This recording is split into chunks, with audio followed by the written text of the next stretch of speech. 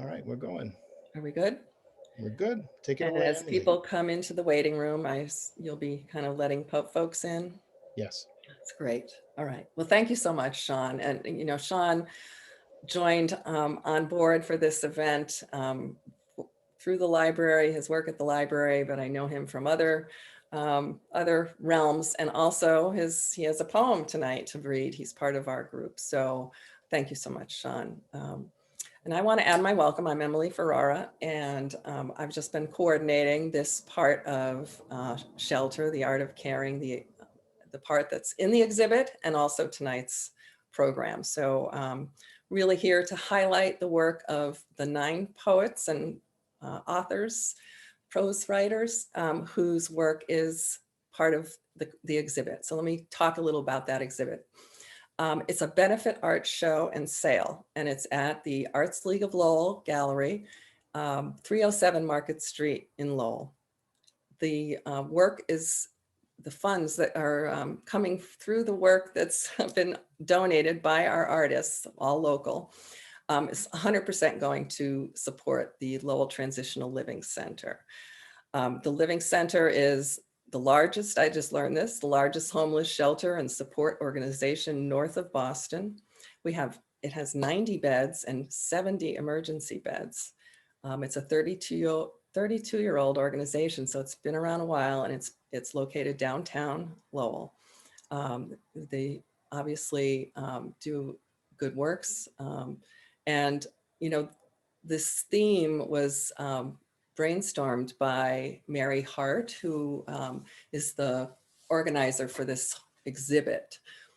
So she's an artist. She's part of the Arts League of Lowell. She's a community fixture in the arts area. And she wanted to create a show where maybe during the month of February, during Love Month, Valentine's Day month, think about another way of thinking about love, and as Sean was saying, and the art of caring, and the art of caring and thinking about how shelter is important for all of us. And there are many different ways people express the theme shelter. And that's true of the art that's in the exhibit, and it's true of the writings that we received that were collected for this exhibit. There's a booklet, and I think because of my background being virtual, I don't know if you can see this, because sometimes, if I go there, you can't see it. So there's this booklet, and in the booklet, the cover art is by Mary Hart. All of the works, except for one, is in this publication. And there are some pieces of art also highlighted, and it's for sale for donations, suggested donation of $5. And that's all that funding is going directly to the LTLC also. So I'm just really happy about that. And I think it looks quite nice. And if you haven't gotten yourself a copy, they're at the gallery. Hours are 1 to 4, Wednesday through Sunday. If you want to look at the exhibit online, go to the Arts League of Lowell's website.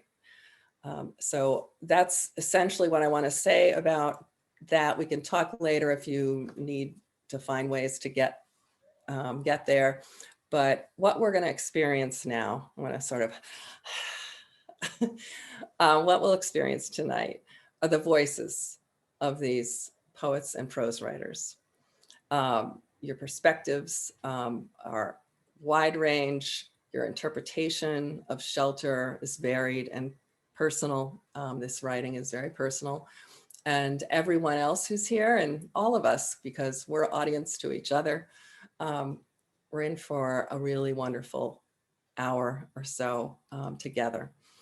There will be a second part of the event after our local poets and writers share their poem or writing.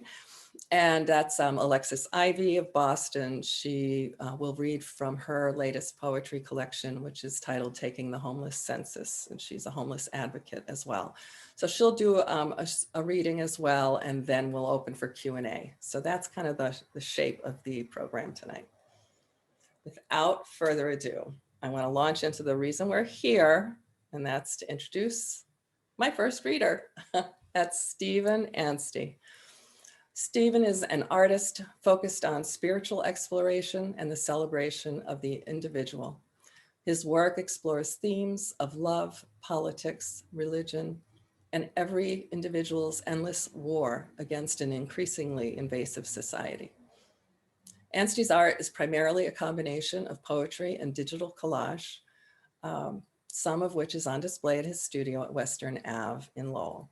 He lives, as he says, an idyllic life in the beautiful and historic mill city of Lowell, Massachusetts, with his beautiful and beloved bride, Ellen, and in their big golden house on a hill full of hope. Stephan, you're on. Thank you. And just the last bit was a pun that I can never avoid. The name of the street I live on is Mount Hope Street. And my house is actually painted gold, just so it's not with gold, it's just the color.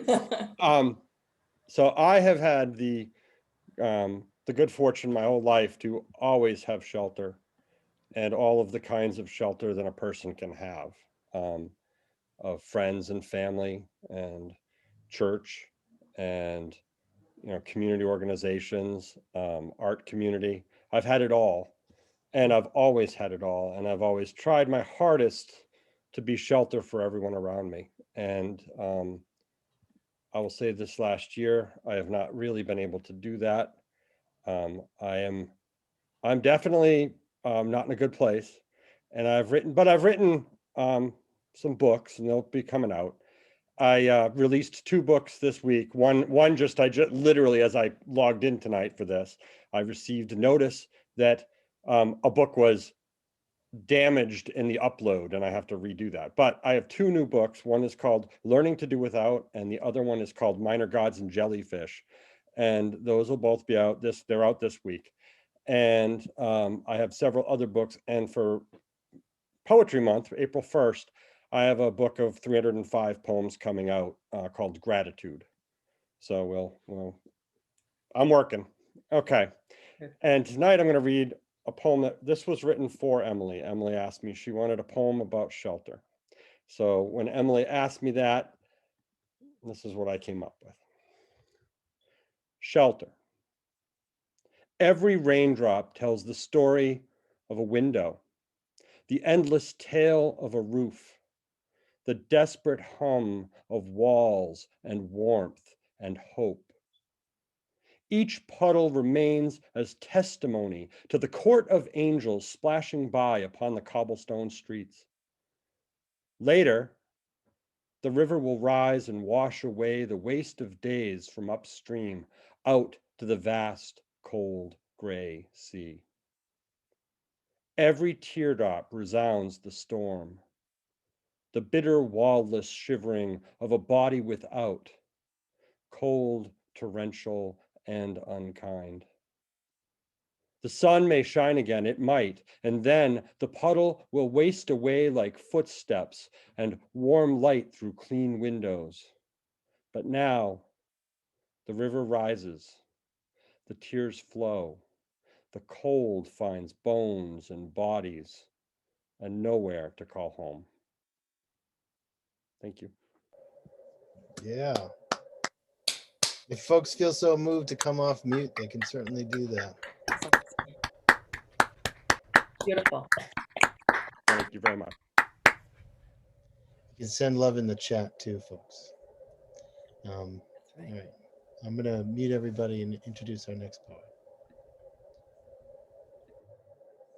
Thank you, Stephan. Thank you, Emily. So our next poet is PJ Wamala.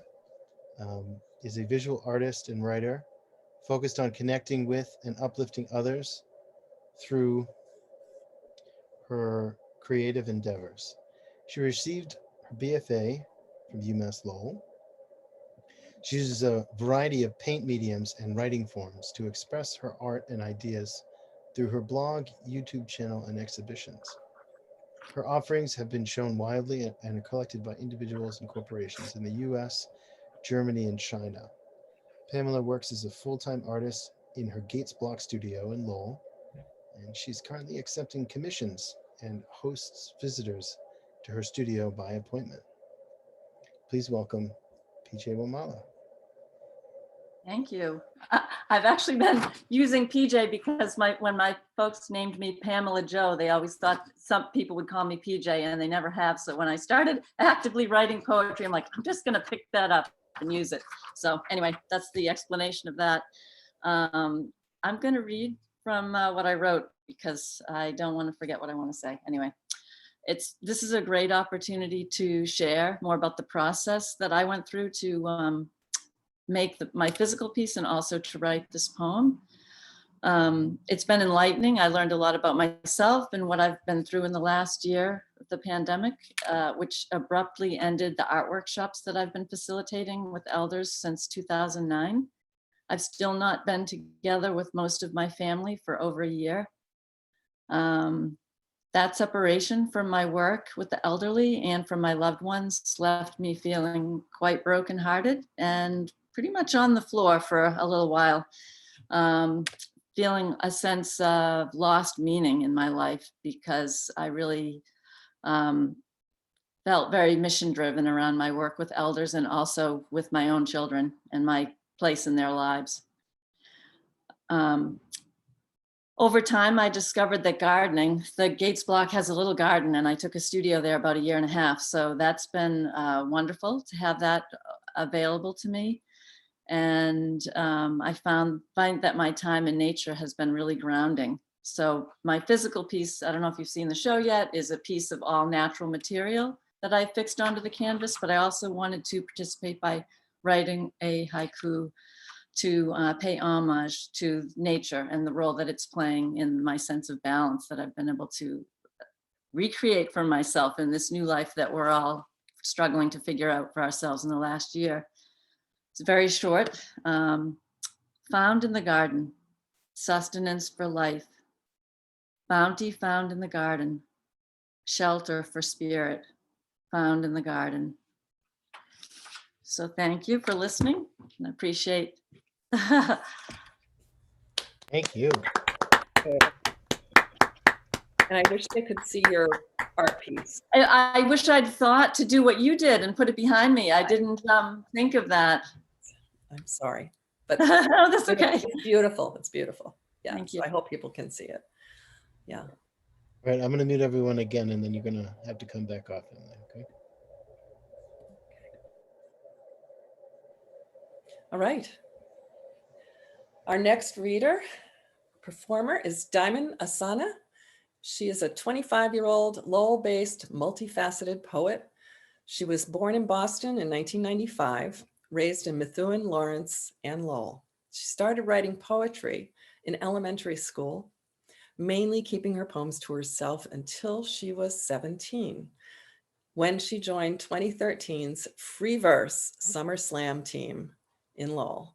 She's performed in venues all over Massachusetts, Brood Awakening, El Taller, LTC, Worcester State, and more, ending up in places as humbling as Nuyorican Poets Cafe in New York City, famous, Rest in Peace, and Poetry MF Doom. She's an auntie, sister, daughter, lover, community advocate, a giver of all things good for the soul, and an unapologetic Black woman. Diamond Asaneh. Hello, y'all. Good evening. So my poem came from a workshop hosted by Douglas Bishop and friends, all part of the Mill City Speaks Poetry Group. And unfortunately, I've been through homelessness myself, so this is really coming from a space where I first-handedly know too. So I'm gonna begin. Thank y'all for listening in advance. Knowing eviction notices all too well, making homes of couches and living rooms. Not much living is going on when in need of shelter. Making homes of people isn't constant either. 1 minute it's love, next is Nas to J intro of ether. Shelter is confidence. Shelter is I'm here and you can't take this from me. Ain't it funny? It's houseless people and one moment. It's vacant buildings and houseless people Me in no house makes me less than your equal. I ain't even people. Shelter is saying I'm here and this is mine, but not really because police still come inside. Neighbors wait until 9, knowing you don't get back till after 9. Shelter is doing workplace doubles, only here to tell the kids I love you. Shelter is more than come back after 5, wait in line, stand outside, waiting all the way till Appleton, headphones in your ears. Might as well focus on rhymes again. They gon' take us out, you know. Push us to Tewksbury, unstable broke folks home. Let this gentrifying city light up full blown. Let LPD neglect, serve, and protect. Watch them try to convince us bodies become rivers, and that's just where they roam. Let the sexual predators run amok, because none of these leaders really give even half a fuck. Shelter is paying your slumlord, and he taking the money, financing his H3 Hummer lust. Shelter got my mind running sideways, down and up. I already chose my cement spot downtown. If anybody there, I'm kicking them out. Downtown used to have more benches. Instead, they built a new precinct. Let the city know LPD got heavy surveillance, like the people on the hills, Christian and Bellevue. Mouths that don't speak sympathy. Shelter is capitalism. That's all these cities, towns, districts, and counties will ever be. Thank you. Diamond. All right.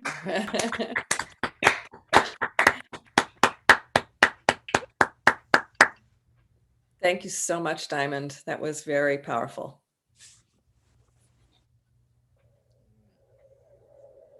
Thank you, Diamond.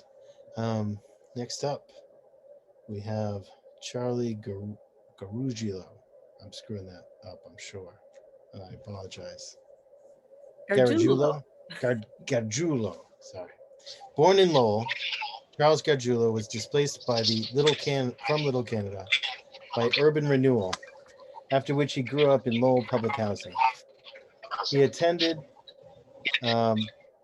St. Joseph Elementary School and high school, and after serving in the Army, attended UMass Lowell on the GI Bill, where he graduated summa cum laude in sociology. Mr.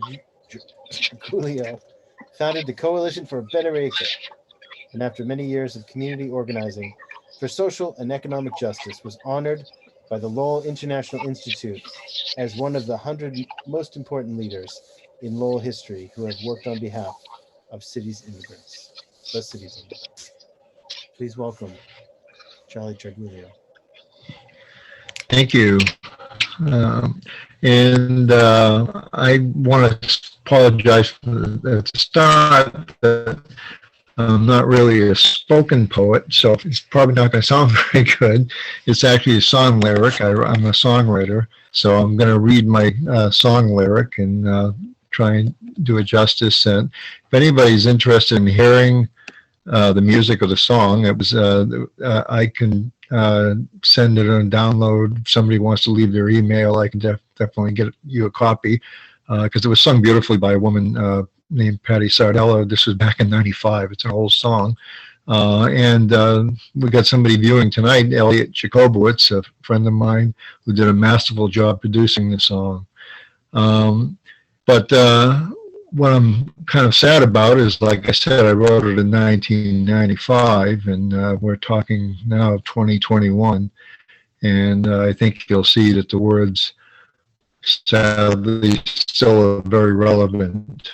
On the issue, I thought I wanted to put it forward because when I heard us about shelter, and you know, the general issue of shelter, I was trying to think about the idea that this song, I think, speaks to when you don't have a sheltering community, the price it has on children. It's called So a Child Cries. Many children wonder when they go to bed each night if the place they sleep tomorrow will be safer than the one tonight. So a child cries. If a child is homeless, we agree it's such a shame, but there's no time for questions when it's easier to pass the blame. So a child cries. A rag doll doesn't have a place in the real world. Its innocence has long gone out of style for its mortal combat in the real world, where dreams of brotherhood evoke a smile. When a child is hungry, we turn our hearts away because there's so many problems and we can't enter every fray. So a child cries. Children shoot each other, and we hide our heads in fear. Still, we hold guns sacred, more sacred than a mother's tears. So a child dies. And a rag doll doesn't have a place in the real world. Its innocence is long gone out of style for its mortal combat with K in the real world, where dreams of brotherhood evoke a smile. Thanks. And that's it.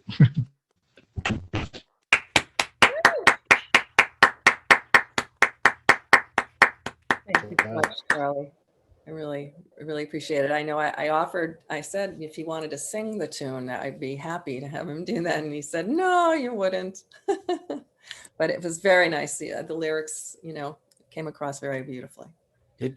Charlie is a really good songwriter. I worked with him for a long time. And I would really suggest that, if you're interested to hear Charlie's version of this song, it's great. And you can just leave your email for Charlie on the chat. Charlie writes not only about social awareness, but he writes about a lot of other topics too. And he's a really great songwriter.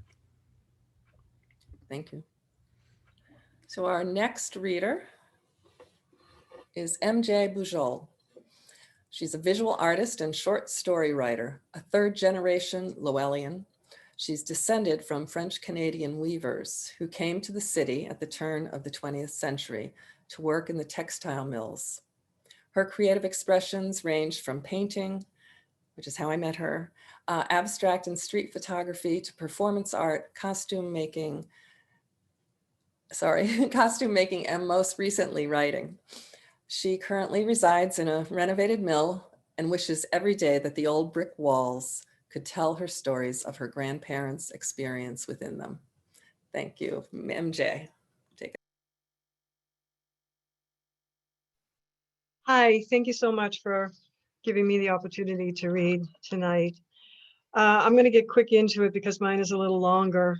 Homelessness is timeless and universal. So I chose a more artistic piece of a personal ancestral story based on actual events. Homeless, a true story. All who'd been born there had only known her as our benevolent mother, one who gave us sustenance, Mère, the sainted Madonna of our survival. In daylight, she sent silvery fish to our table and circled the children's feet with shore lace as they played in sun-drenched coves. In moonlight, the cadence of her watery breath lulled us to sleep, secure in the knowledge that she would always be there to care for us. We were told stories of her tempestuous moods by seafaring men who'd had the audacity to traverse her expanse, that she could swallow a whole fleet of warships in an instant and leave no trace that they ever existed. She balanced her benevolence with a voracious hunger for the souls that set out across her slippery surface, ever in search of undiscovered land. This capricious lady was not to be trusted, we were warned. No matter how ensorcelled we were by her beauty and bounty, we were cautioned to beware her appetite. The children listened, enthralled, but the adults dismissed them as tall tales carelessly dispensed by rootless men who drank too much liquor or entertained dramatic imaginations. Save for a few passionate storms, Mother Sea remained a gracious friend and a generous provider.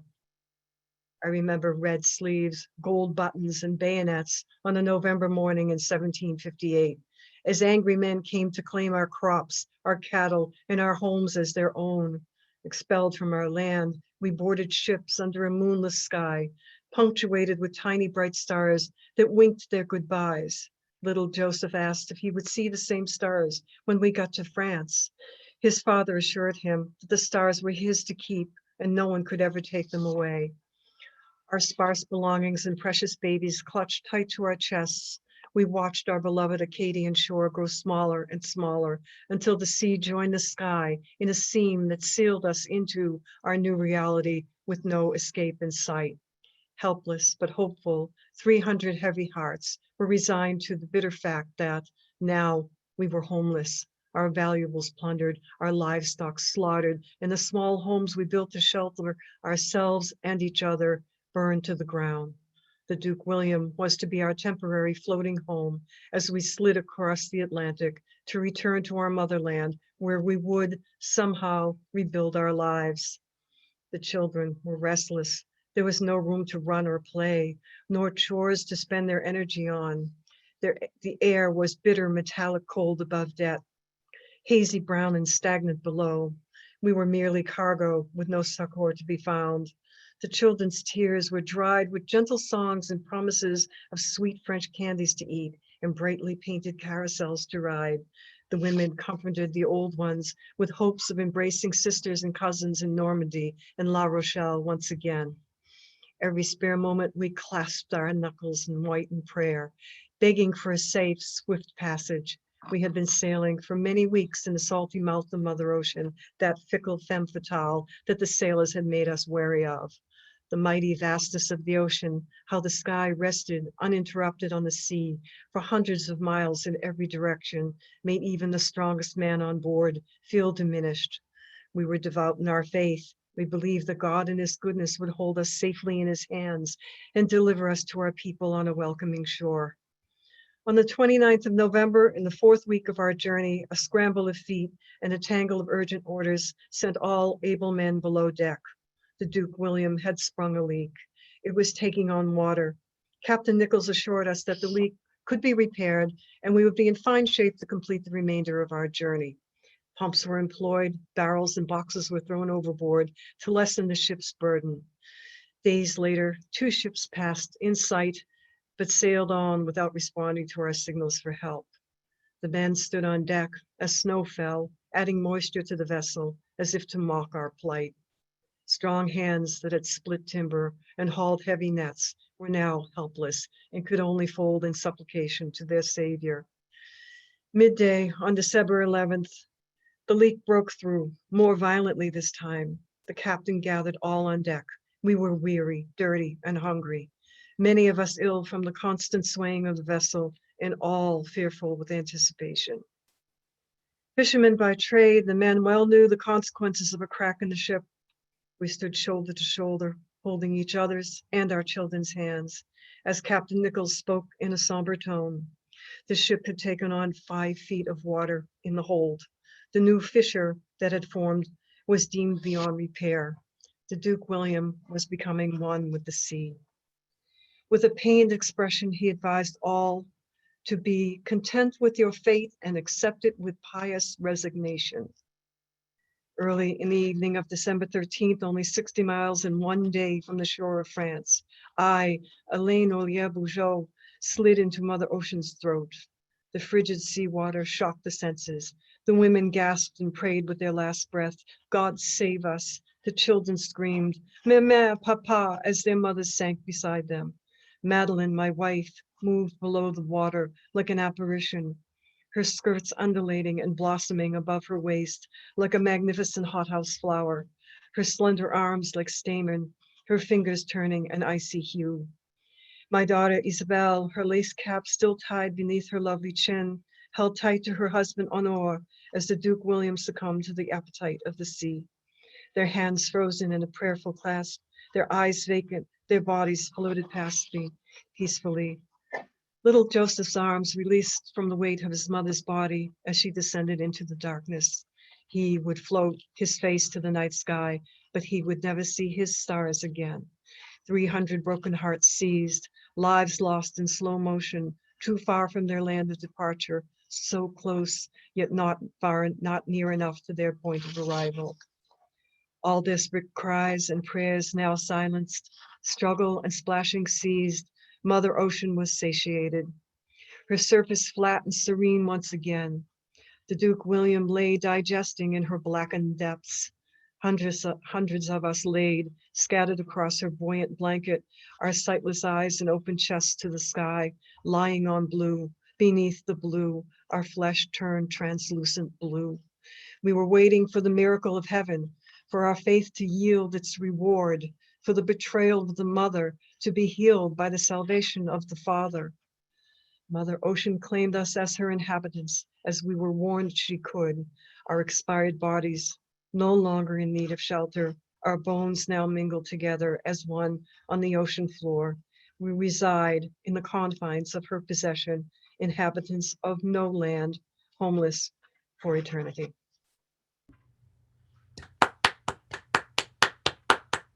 Thank you. Thank you, MJ.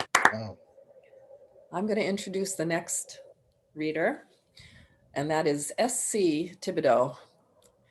Is a Lowell native and a librarian at the Pollard Library. His writing has appeared in Howl, The Lowell Sun, The Sandy River Review, Young Angel Midnight, Atlantic Currents, Super Arrow, and Transcend. He lives in Lowell with his wife and 2 children. Sean. Thank you. Hi, everybody. Thanks for having me, and it's been really great to be a part of this. I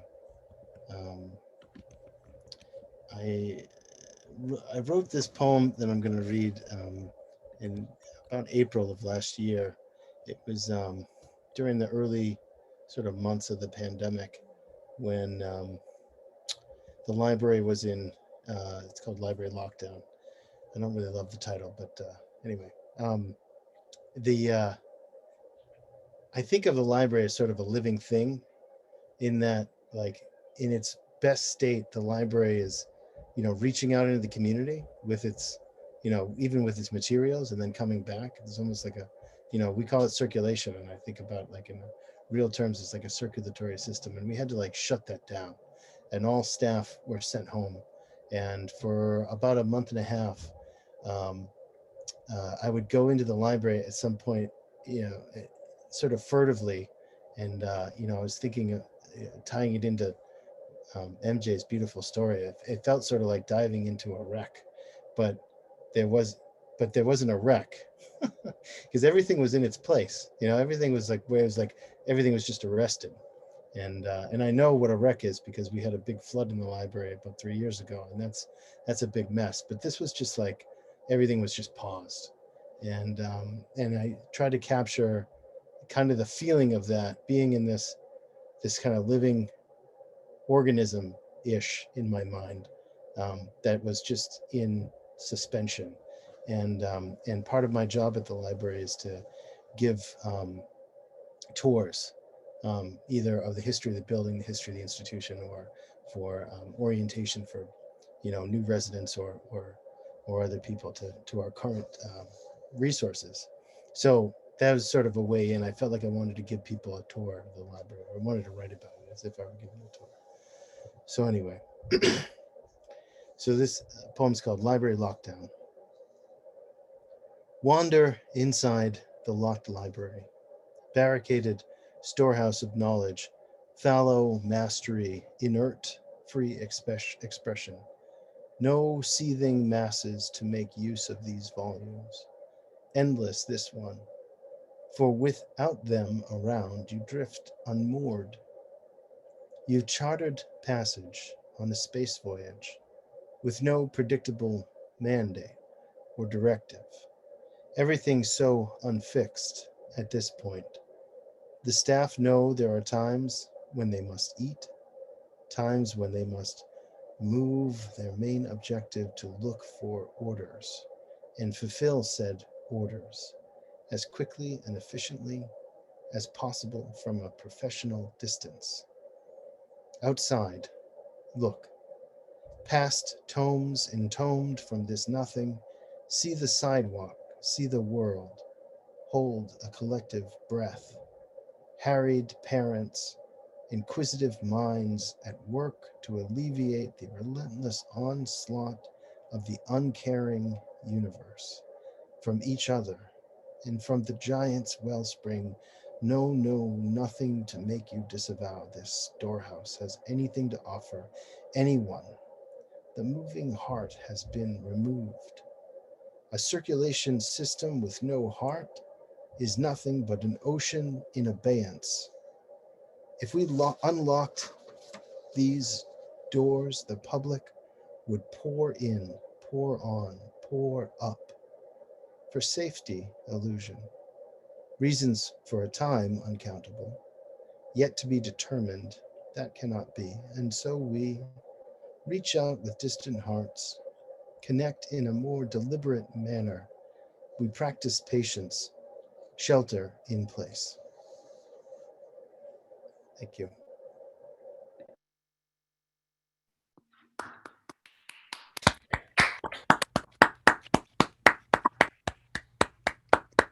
Should I introduce the next poet? Sure. All right. Okay. I'm gonna mute folks. Thanks, everyone. That was really fun. Anyway, next poet is Nancy Jasper, a devoted member of the Untitled Open Mic hosted at Brood Awakening and a member of the Nonfiction Book Club at the Lowell Public Library. I know them folks. Nancy's a retired clinical social worker now living in North Andover. She has been a featured poet at a range of venues in Rhode Island and Massachusetts, including an anniversary celebration at Vinyl Destination in Mill Number 5. Please welcome Nancy Jasper.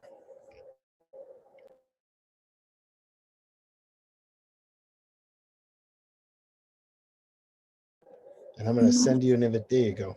There we go. Okay, cool. I'm unmuted right now. You are. You are live.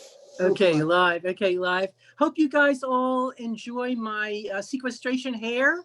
I'm guessing it's about 11 months worth of it or something, and growing and growing. Anyway, when I was thinking about all the different things that shelter could mean and wondering if I should send anything to this show, I thought that in some ways, I think music can be a form of shelter. And I thought about a passage in Memoirs by Charles Mingus. It's called Beneath the Underdog, in which he writes about how he heard the music of Bela Bartok when he was at a very low point in his life. He had checked himself in to a psychiatric ward in New York City, and he felt very lost and invisible. And this poem is called Bartok in Bellevue, and it's very short.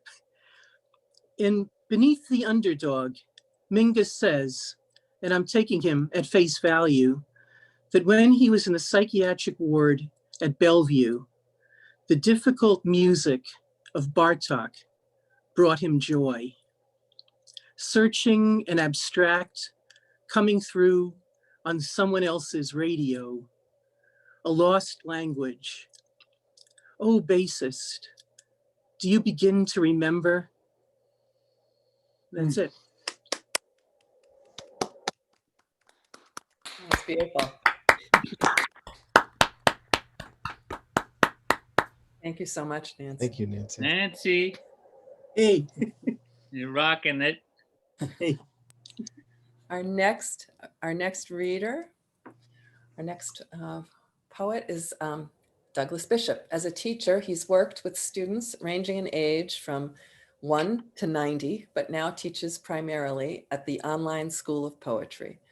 As a poet, he has performed in venues from Glasgow to Guatemala, but now he's mostly found on Facebook at the Untitled Open Mic, where he is co-host. His doctoral study on the development of literate identity in young writers continues in his work as an organizer for Free Verse, Lowell's youth poetry group.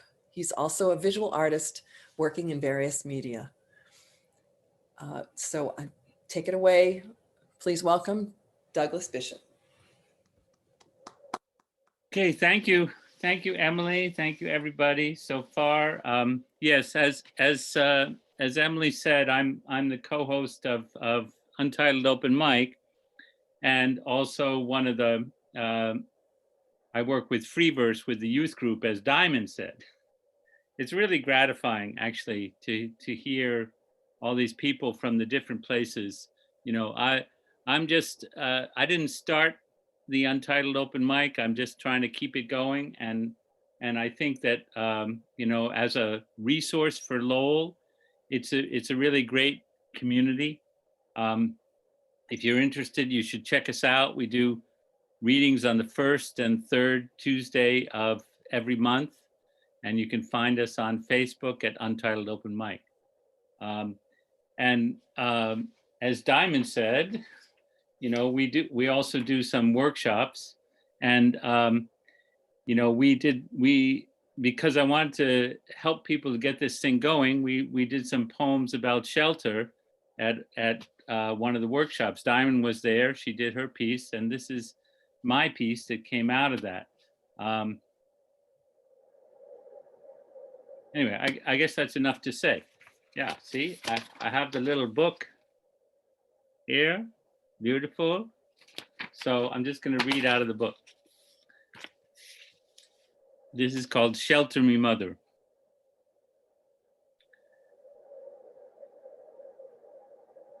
Shelter me, mother, in the glade of ferns, where my tears groan like a dead trunk, frozen in its falling, caught in the crook of a live pine and creaking sourly in the wind.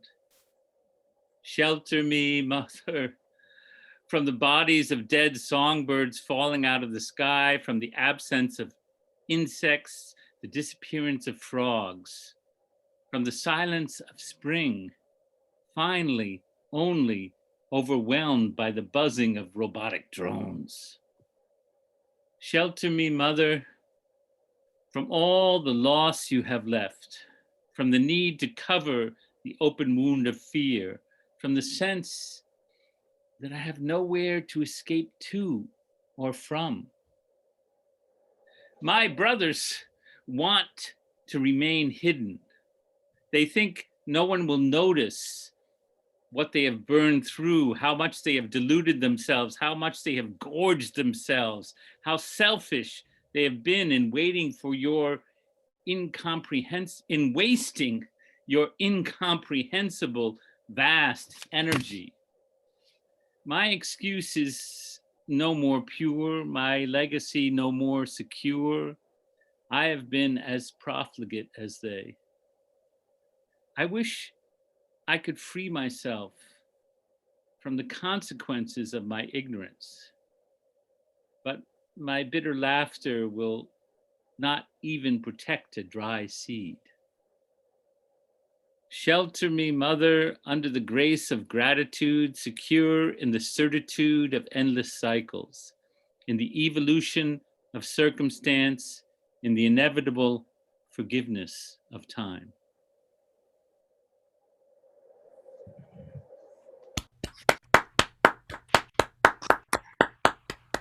Thank you, Doug. Thank you, Doug.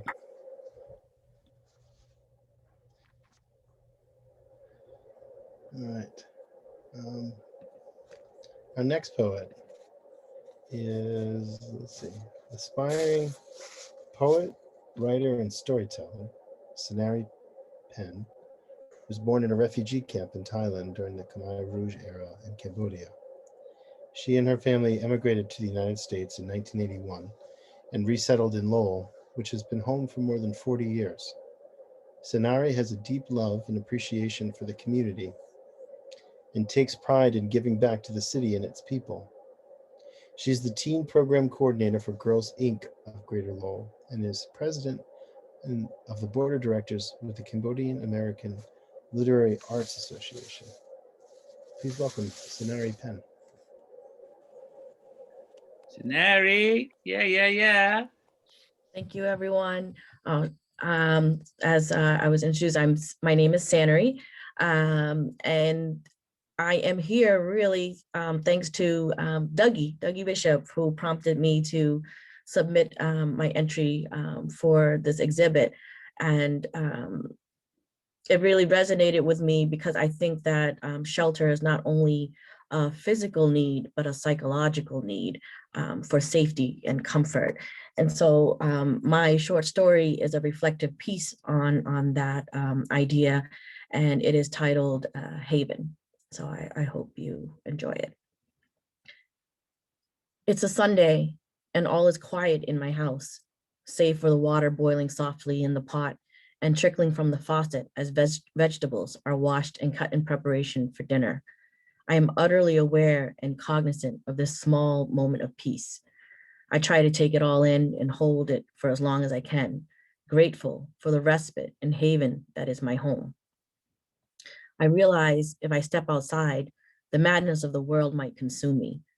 The world is battling a viral pandemic, but more troubling and concerning is the state of the country I claim as my own and the insecurity that lies at the root of it all. Millions of citizens are unemployed and unsure of their future as political discourse and chaos erupt all around them. Social media and news headlines are flooded with stories of civil unrest and people being persecuted and executed on the streets. All of this is taking place in the land of the free, home of the brave, operating under a democracy that forces us to choose between the lesser of two evils, where some folks believe things like the pandemic and climate change are hoaxes created by the government or some powerful covert entity meant to deprive them of their civil liberties, and fake news is being shared like candy bars on Halloween. The quiet moment and my thoughts are interrupted as my son enters the kitchen. He kisses my forehead and asks, "What's for dinner?" I tell him I'm making sngao, a traditional Khmer soup with napa cabbage, pork meat and bones, and a light broth. A goofy smile lights up his face. He has always been the picky eater in our little tribe, and trying to make dishes he and his 3 sisters can agree on having together is a difficult feat to accomplish, but it seems I hit the mark this time around. "I'm hungry now, but I'll wait for the soup," he says, with a smile still on his face. I tell him he can have something light while he waits for dinner. He rustles through the cupboards, grabs a snack, and heads towards the living room.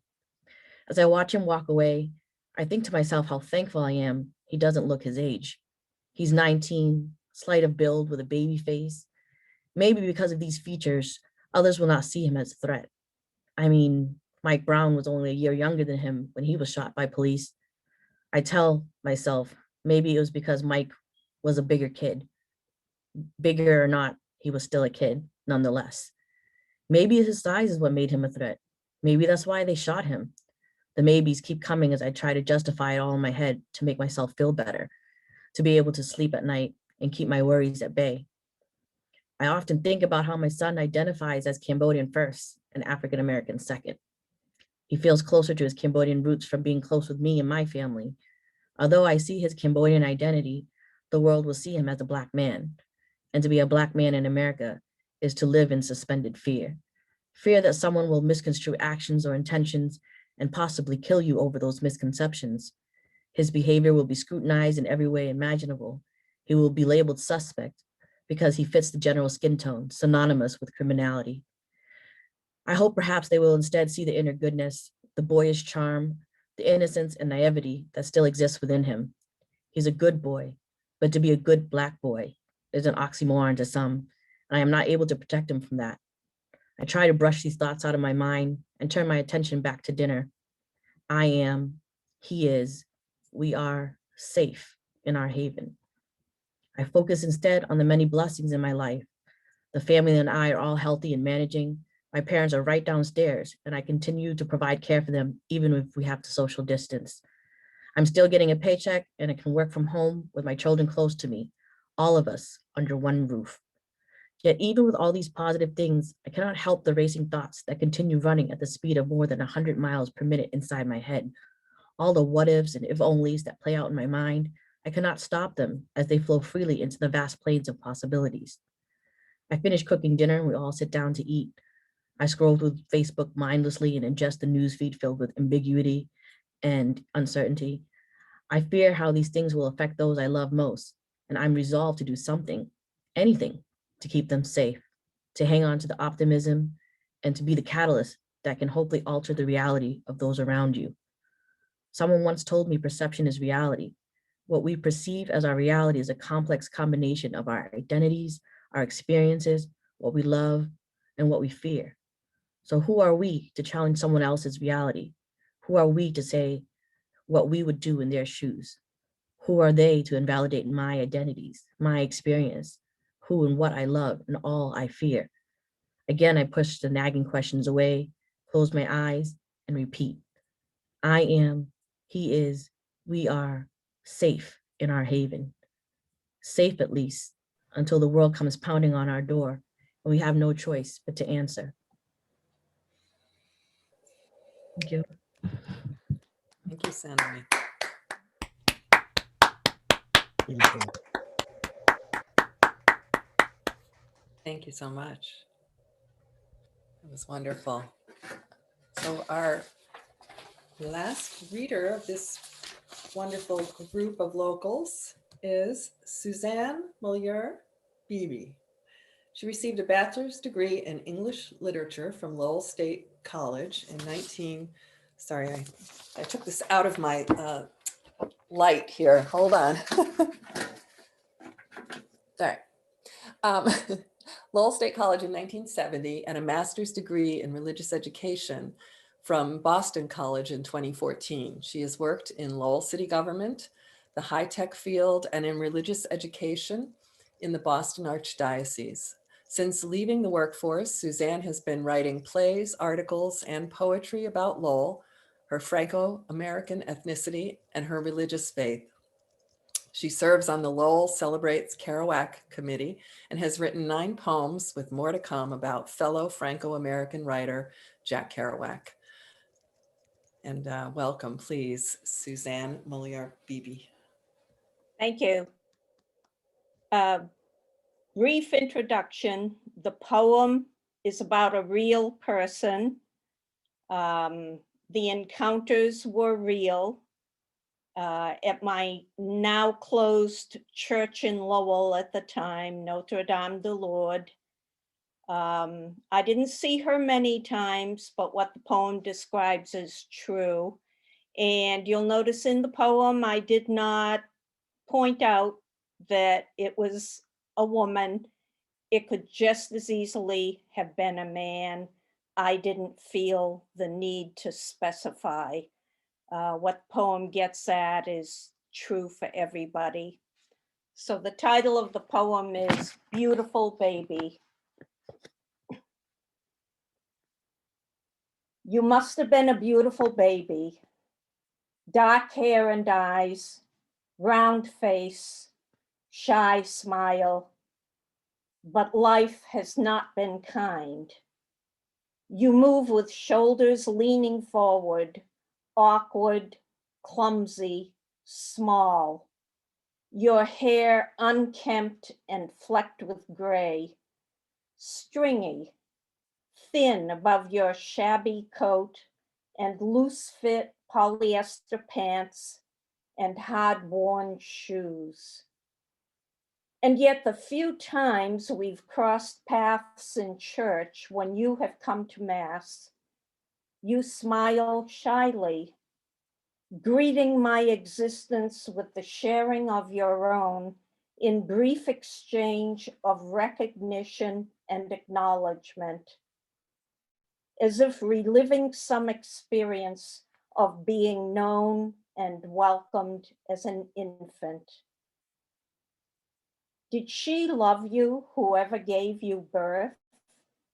The father whose life gained grace with your arrival? Your siblings, if you had them? A grandparent or two? What people fill your life now? You who come and go alone, yet seem to show awareness of what love might be when eyes, however unexpectedly, meet. The church has closed. I've not seen you for years.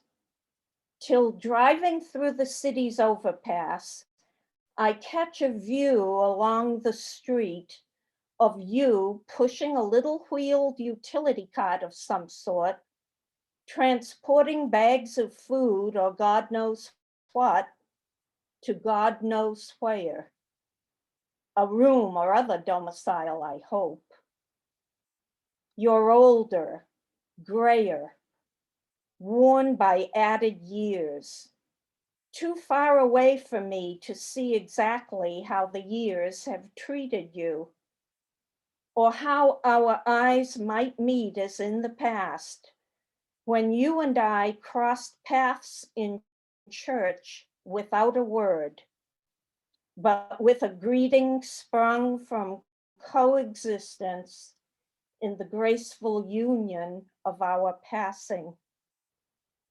Now I pray for you whenever you come to mind, wishing you at least one person in your life to turn to, greet with love, be greeted by in recognition, welcome, warmth.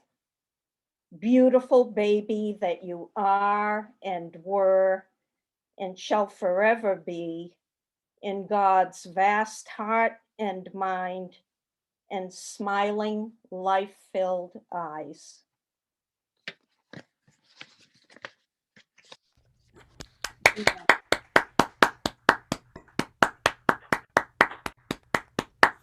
So ends our poet portion of the evening.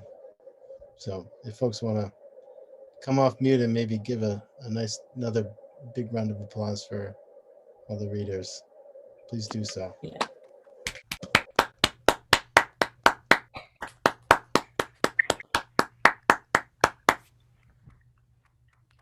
Great. It's something, but it's not the same. Well, someday we'll be back in person. So I'm going to introduce now our sort of special guest from Boston, Alexis Ivy. She's a 2018 recipient of the Massachusetts Cultural Council Fellowship in Poetry, the author of Romance with Small-Time Crooks and Taking the Homeless Census, which won the 2018 Saturnalia Editor's Prize. She's a Boston native, and her poems have been displayed in City Hall and featured by Mass Poetry aboard the Red Line subway. Her poems have recently appeared in Saranac Review, Poet Lore, and Sugar House Review. She works as an advocate for the homeless in Cambridge and teaches in the Poem Works community. Please welcome Alexis Ivy. Thank you, Emily, for inviting me to share at this event. I'm so happy to be a support to the Lowell community, and it was great to hear everyone read tonight. It's been really powerful, and thank you. So tonight I'm reading from my book, Taking the Homeless Census. I'm going to be reading the first part of my book, which is a crown of sonnets about my work with the shelter and doing outreach. And so I'm just going to begin. It's called the A Street Shelter, a crown of sonnets. Past their home, I came to poetry. Their home where I shout female on the floor whenever I enter. I have come to see who's turned blue, turned dead, where there's a fight to de-escalate. If someone's feet stink, there'll be blood, and I don't want to circle guest assault, write out neat and tidy restriction with my name. Taunted troublemaker gets high, medicine taker breathes unevenly in bed 10. The leaden light stays on, bed no one wants. Tyler shit kicked for the way he snores. New beds given each day, pick a chip from the tin. No one's at home here, no one's in. No one's at home here, no one's in. The cook thinks they can only get one plate. It's the drunks who try for two. Bread stuffed in their pockets 'cause she starves us. Dinner is served early bird with outbursts. That was my seat, everyone pushing to the front of the line. One man's face pressed into the greens and fried mashed potatoes she's undercooked. For lunch, donated sandwiches. She'll wait a day so she can serve them stale. One table of men are given okra and corn, pie. She'll slice a whole smiling melon into 6 pieces for them. Their afros cut the same, so statuesque, as clean as their cocaine, they deal the best. As clean as their cocaine, they deal the best on the first of the month. Street Queen Gail buys it all for her pimp with her SSI check, smiles until the last hit, then her eyes are hungry again. And here comes Pete, robbed to market when he opens his backpack, drunk on vodka, he sleeps it off in a chair. The girl they call Trollop signed up for disability. I knew her bloating was from Hep C. She leaves the mice her breadcrumbs. It's their home too. Mice in the mailroom, mice in the beef's grease. So much for free when you are living in the shelter, paying for every minute of it. The shelter, paying for every minute of it. The first to die on my shift, the Vietnam vet. Was he someone I could have saved? In my last round, I glanced at each bed, watched Tom's blanket go up and down. Sleep, I thought. I had lifted his weightless arms. Did that kill him? It was me who made his cot, me who scanned him in, me who found his stash of whiskey down in the leather seat of his wheelchair, seat trenched in war. I dumped the booze in the nurse's excrete drain. Pee was the reason he was bed 4. Piss bed, dead bed, his bed. On this last round, I wear latex gloves. Lay him down to rest. I wear latex gloves, lay it down to rest. The bag I had him empty on the check-in desk to search through for drugs in his mess. Something's hidden there. I should have instead made him take it out, but I stuck my glove in two and a needle pricked me. I held my breath to look, squeezed to see if my thumb would bleed. It didn't. Was that needle used? Tell him his rubber tie that made his purple veins brighten must be discarded, part of his gear. I know pus, know when an infection bubbles up red, swells red, rots red, and I know where the neck vein bruises. Know the marks on the head, on the hand, arm used up. Those marks he couldn't hide. Arm used up, marks he couldn't hide. I'm forced to be the angel Gabriel. Checked under the car wash awning for him. I checked the redemption center, his hustle, cans. Listened for his supermarket carriage, cans full and chattering as he wheeled it. I found him, carried him a message. I was a sworn saint, here for my 8-hour shift to find undocumented Jose. The hospital called and he needs to go ASAP or else they'll have Jose's arm cut off, gangrene. They'll sew and redress his wound. Fluent enough to plead, as una emergencia, he knew his needs. As una emergencia, she knew. I need her to know. You can stay one night every 90 nights. I had to tell her she has had her one night. I had to deny her, suffer that. Then her fist came down on the side of my head right above my ear, hit my skull, and she pounded down on me like a stuck ceiling fan, thrash of gears, and I froze. Just plain stood there as she hit me. I didn't feel the hurt, didn't split my lip, didn't pull my hair or tangle up strands, didn't spit on me like my brother did. The rest of my shift, I stayed. If I left, I'd leave feeling exiled. I had to take it when I was a child. I had to take it when I was a child, Pam said, and I nod yes. I am like her, show up for her, promise I'll be there for all the homeless I can. Stow blankets, hand out donated quilts, give people sleeping out in the rain ponchos, feed them protein bars, ham and cheese melts I make before my shift. Nuts I chose for Vegan Joe, he likes to be known. And I see her, Pam, drunk, can't leave the ground where she sprawls, because today she's sick of life. I tell her the world I know with a walk-in center for women. My job sweaters me. I'm careful, refuse to bleed, used to bleed. I'm careful, refuse to bleed, used to bleed. I first see Sharon at the end of her intake, drunk. She isn't wearing her teeth like she was last week when we were hugging hello at an NA meeting. Share with the group the truth about ourselves. She knows my deep darks, can't have her living here. This is the one place no one can tell on me. This was my safe place for me not to have my history. Maybe she'll leave. Maybe she'll want to clean up. Maybe she'll go to a program, get sober, have teeth again. Maybe I'll give her my business. I've got your number, she says, Alexis.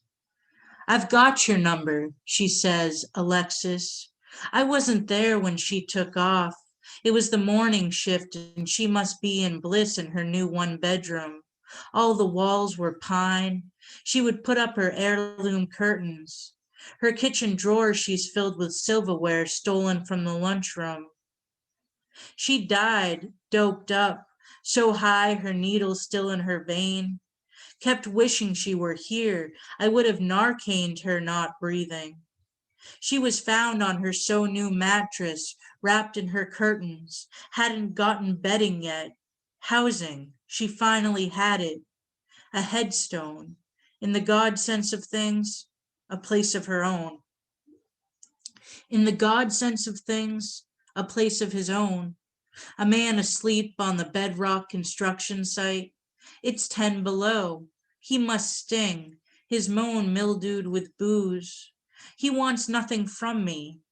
I didn't want to leave him, but I did. I wish he had wanted a place to go. Outside is where I work, and out here people die. One kid shot, stole pills off the wrong guy. Chicken choked, heart fails, drunk falls downstairs. Tonight I saved no one. I wish I had given him mittens, hand warmers, gloves to wear. I wanted to make the run, would have driven him to shelter so he'd be warmed. Yes, would have cleaned the back seat of his sickness. Would have cleaned the back seat of his sickness, just so I could know the eye of one-eyed Sid. His eye torn shut like that, tearless, how it got to be that way, and why it took so long for his left lid to wake, crusted shut each morning, his caged eye. He asks for socks. I ask him snowflake or unpatterned. Warm, he says. A necktie I get him. His court date is the 9th. No thanks, he says to a face-saving button-down shirt from the clothing closet. Won't take a razor to shave. Flirts, subtle grin, puts his hand on mine. You have moonstones, the 2 nicest eyes I have ever known. The 2 nicest eyes I have ever known sit on a bench with Kit. I give them water. It's beer 3 so far, chaperone, 2 Eyes tells. Do they pretend that they ration their beers to please my worry? Kit's moved on from liquor to Listerine. Her coat is covered in dried bird shit. I've seen her beg, seen her cop drugs, seen her talk unslurred, neatly dressed looking housed. The cops called us with a code 110, homeless drunk. Not a crime, not an anything. They just ran out of beer. I can recognize those fleeing detox cries. See their out of money eyes, look to me. Their out of money eyes look to me in the train station. I offer to walk Jane to shelter. I'm living at Lori's house. It looks like she's been here, parked on the floor, hasn't come to the shelter since her boyfriend died there. OD'd. Couldn't get to his heart, medics cut off his shirt. I was there. Another night I took work home with me. I can tell she's high, a pile of Kit Kat wrappers shine beside her. Her skull cap is her pillow, the hat she won't remove. I've been high outside, waiting for him. I know that story. Past their home, I came to poetry. No one's at home here, no one's in. As clean as their cocaine, they deal the best the shelter's paying. For every minute of it, I wear latex gloves, lay them down to rest. Arm used up, marks they couldn't hide. Es una emergencia. I know their needs. I had to take it when I was a child. I'm careful, refuse to bleed, used to bleed. I've got your number, they say. Alexis in the God sense of things. A place of their own would clean the back seat of our sickness. The two nicest eyes they have ever known. Their out of money eyes look to me. Past their home, I came to poetry. Thank you.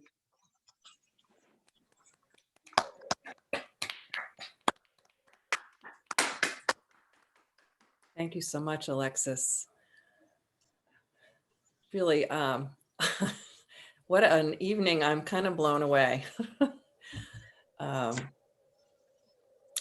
I know, we had hoped to have a little bit of time here at the end to maybe have some little bit of give and take conversation.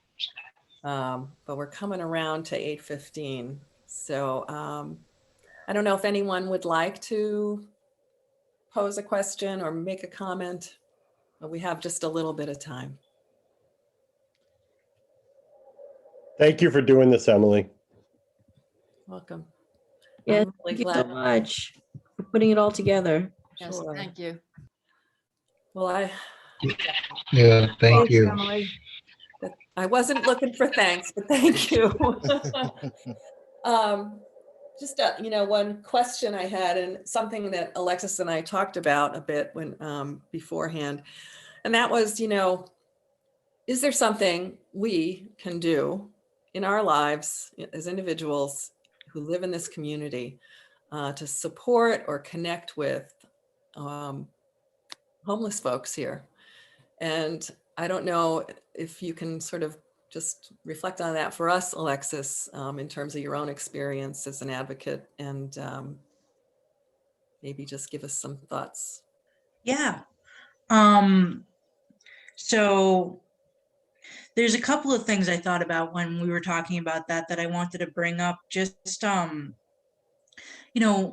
usually it's all about just creating a relationship and like just checking in with people instead of walking by, just seeing if someone's okay, or just saying, hey, hope you're having an all right day, and just not just walking by someone. I mean, the whole thing with just feeling like a lot of people that are experiencing homelessness have trouble just feeling like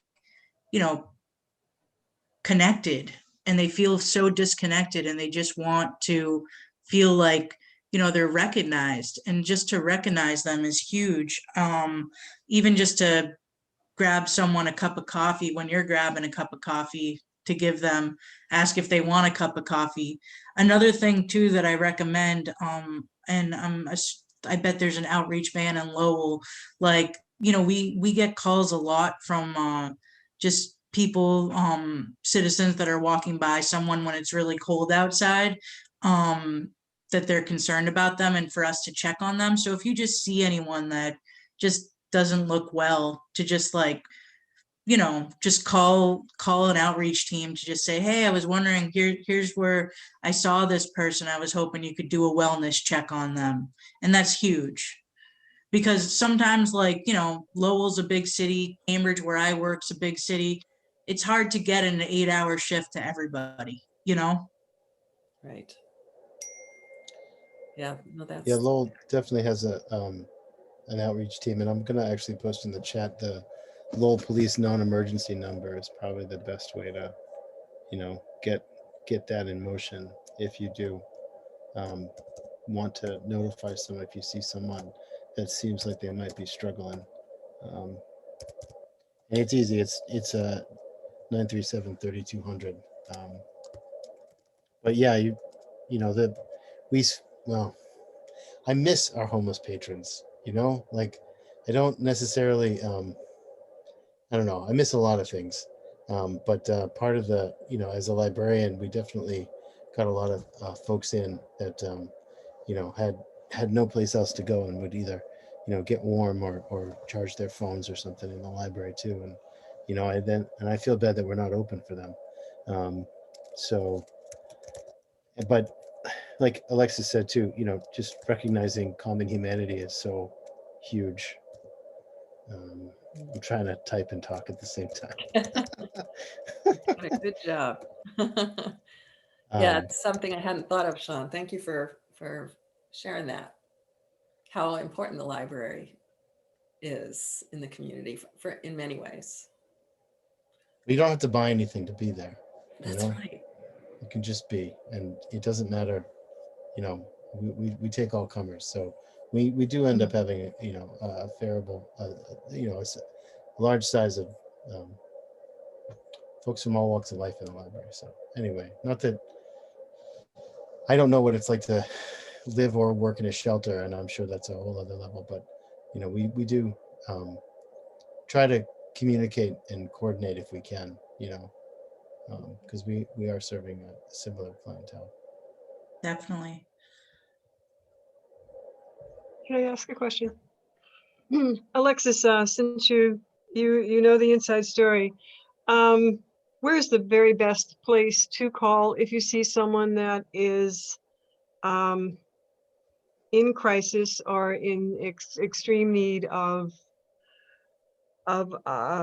shelter? I had an experience with a woman a couple of summers ago that was sleeping in the park in full view of my window, and I made 13 calls over 2 days, and I got no help for her whatsoever. And finally, just my last resort was to call the police, and I had to do that, and that broke my heart.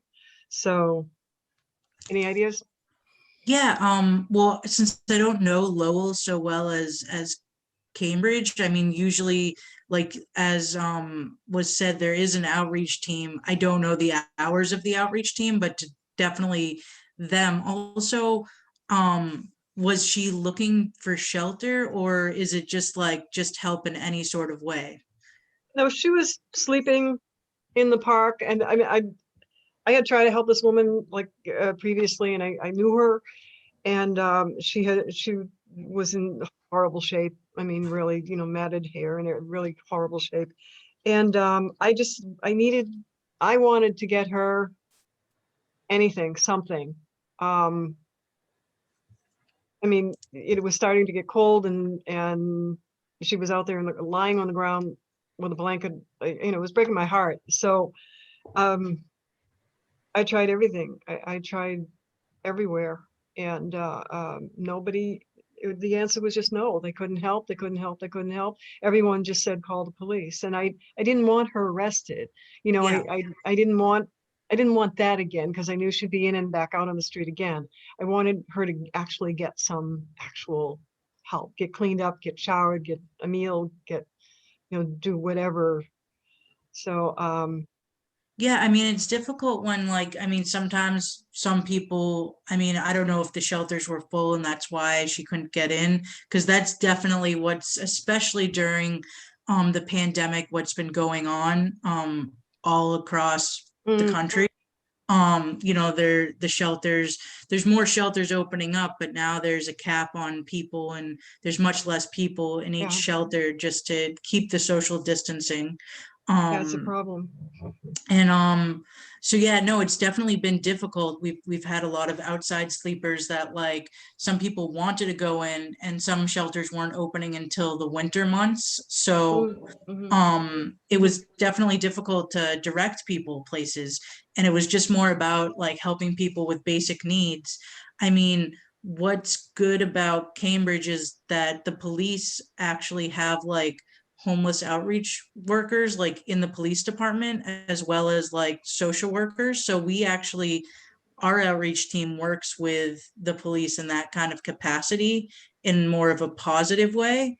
But definitely there are people that aren't interested in having the police get involved at all. So I mean, I know that it's hard when someone doesn't want help when you're trying to give them help. I fall into that a lot with people who want nothing from me, and it's just a troubling situation where it's okay, I want to help this person, I'm worried about them, and they're not looking for help.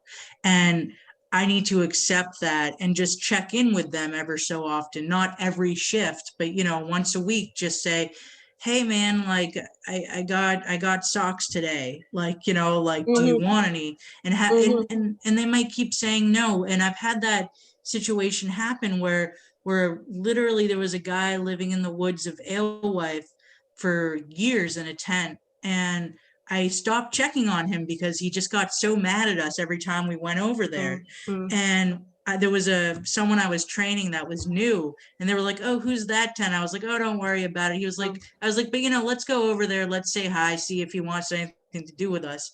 And I went over there, and the guy actually said, hey, I'm ready to get housing. Let's sign up. And he's actually housed in Arlington now.